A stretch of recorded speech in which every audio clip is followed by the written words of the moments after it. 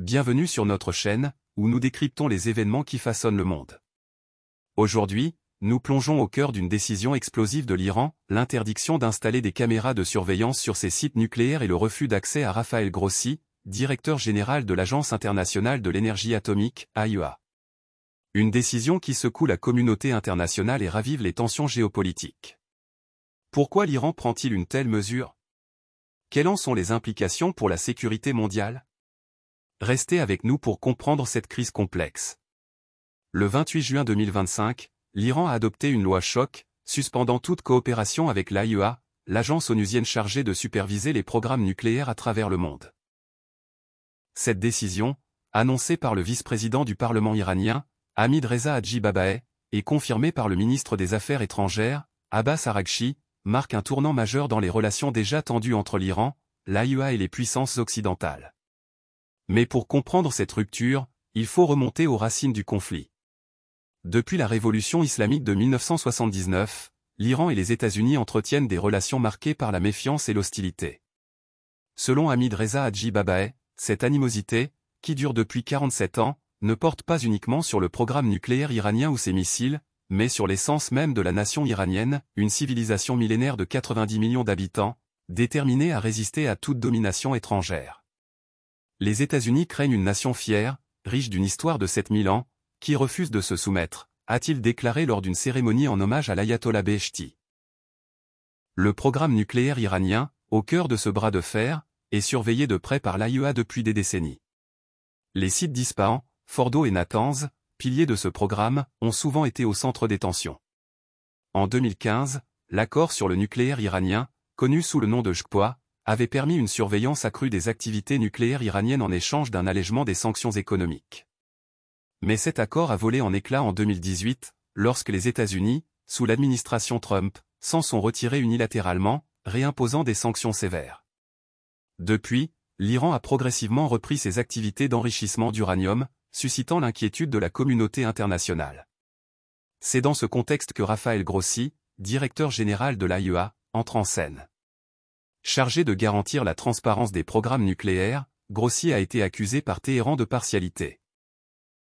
Selon les autorités iraniennes, un récent rapport de l'AIEA, rédigé sous sa direction, aurait contenu des informations biaisées sur les activités nucléaires iraniennes.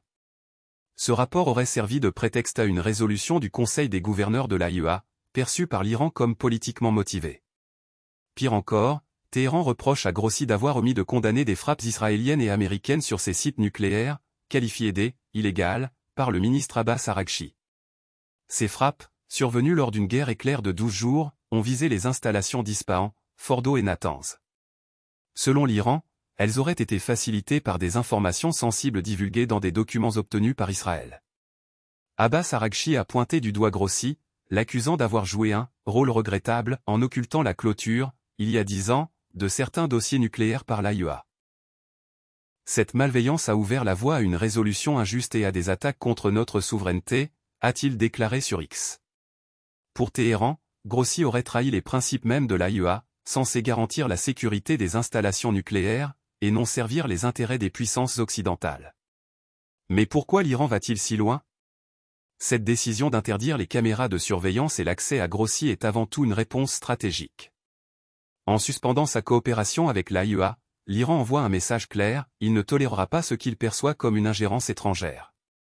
Cette mesure intervient également dans un contexte de tensions régionales accrues, où l'Iran cherche à affirmer sa souveraineté face à Israël et aux États-Unis, deux acteurs qui l'accusent de vouloir déstabiliser le pays. L'Iran se réserve le droit de prendre toutes les mesures nécessaires pour défendre ses intérêts, a averti Abbas Araghchi, laissant planer la menace de nouvelles actions. Les implications de cette décision sont colossales.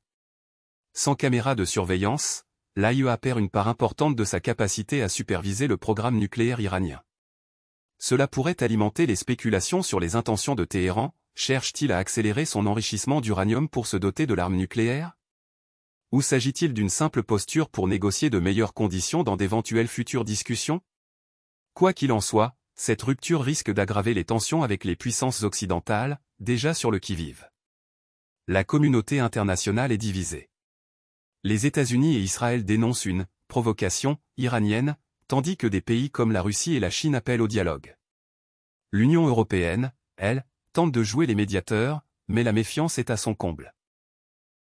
En interdisant l'accès à Grossi, l'Iran prive l'AIEA d'un canal de communication crucial, rendant tout retour à la table des négociations plus complexe.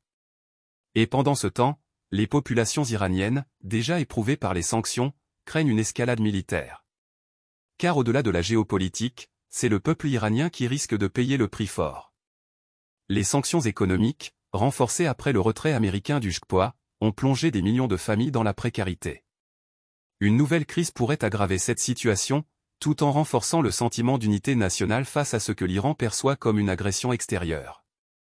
Comme l'a souligné Hamid Reza Hadji-Babaei, le cœur de cette hostilité ne concerne pas seulement le nucléaire, mais le peuple iranien lui-même.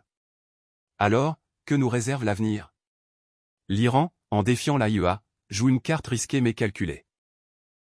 Cette décision pourrait soit renforcer sa position sur la scène internationale, soit l'isoler davantage. Une chose est sûre, les enjeux nucléaires, géopolitiques et humains de cette crise sont loin d'être résolus. Merci d'avoir suivi cette analyse. Si vous avez aimé, abonnez-vous, likez et partagez pour ne rien manquer de nos prochaines vidéos. Dites-nous en commentaire ce que vous pensez de cette décision iranienne. À bientôt.